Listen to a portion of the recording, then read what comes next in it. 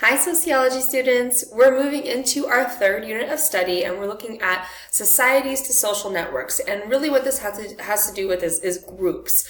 So we're going to be looking into our place in groups, social groups and social control, who's leaders and why are we leaders and what types of leaders are we, and specifically how did we get to this point within our types of groups that we have today, because we did not used to have groups like this.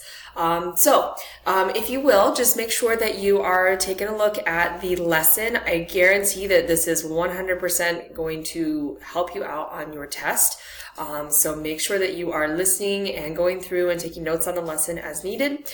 And then again, I have an overview of the standards like always. We're going to have some fun stuff, a great project at the end that's going to actually look into some social issues or a specific social issue.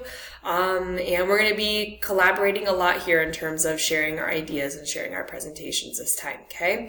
Please let me know, as always, if you have any questions for the unit, and I really look forward to seeing your work. Thanks, guys!